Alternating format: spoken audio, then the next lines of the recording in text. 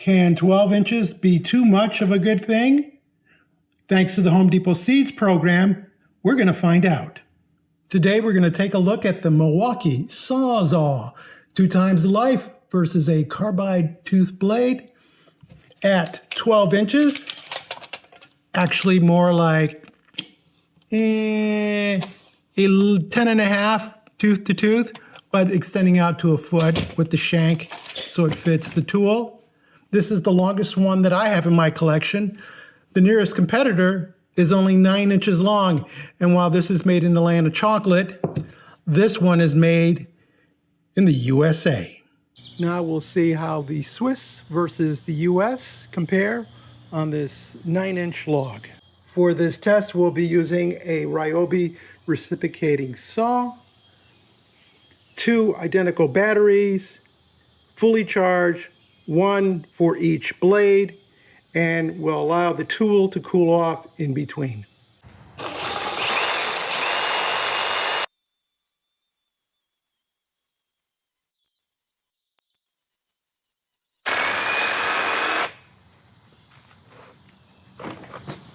We stopped the test as the blade got excessively hot, as did the tool, and we went through half the battery. Actually, it indicated initially that it was 3/4 depleted, but it's been resting for a little bit. The tool is hot all the way up to here, so we're going to allow that to cool off. And here we get an indication of how far the blade was able to cut into the log before we called it off. Looking at the blades, we can see the carbide tip there, there, there, there. It's not on every tooth. This blade is not carbide, so there aren't any there. It's just the edges cut left, right, and there's the bluing all across on both sides. Very minimal wear here, and clogging, lots of clogging there, and of course almost no wear here because it just never got to cut. So it looks like most of the cutting took place in this area with a lot of heat going there. There's a pretty hot spot there. I actually thought this blade would do much better because it's carbide. So now we'll compare it to this one, which is not carbide. This is made for wood and some nails, and of course this is a multi-material blade.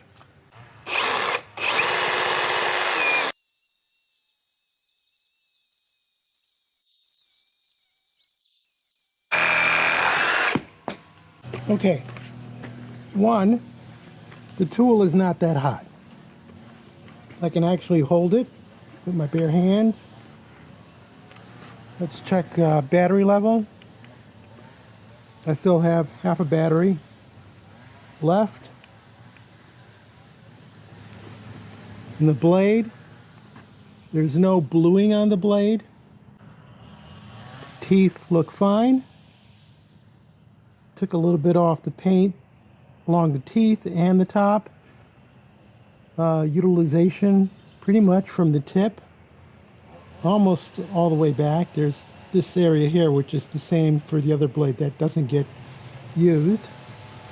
Looking on the other side, again we peeled off some of that paint, but the teeth look surprisingly good, and I was actually able to go through the entire log with a smaller blade. Let's look at this footage once again in a time-lapse split screen. We've eliminated all pauses, so all you're seeing is the blade cutting. The end result was that the Diablo came in at 5 minutes and 24 seconds and completely cut through the 9-inch log, whereas the Milwaukee Wrecker took 6 minutes and 36 seconds. We had to stop because the blade had overheated, bluing the blade, and the tool was too hot to hold.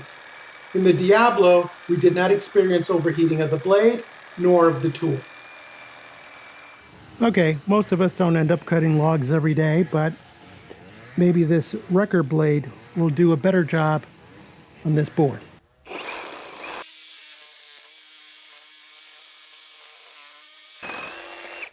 Now we'll try with the shorter blade.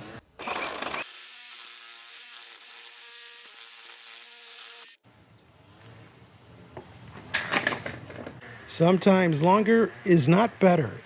This 12-inch didn't go through this piece of log, whereas this 9-inch Diablo actually went through the log, even though it doesn't go the entire width. I was able to cut the entire log off without overheating the tool or the blade. And I really thought that our Milwaukee blade would champion on this, just going through a board. This is the kind of stuff that you'd find when demoing or wrecking a house. And again, I felt that the longer blade just had a harder time with the material, whereas this blade here, which is designed for wood, not multi-materials, and some nails, I thought did a far better job. So I'm sorry to report that the multi-material Milwaukee Wrecker really wasn't all that great. If you found this video interesting or useful, give us a thumbs up, leave us a comment, join the subscription team, and as always, thank you ever so much for watching.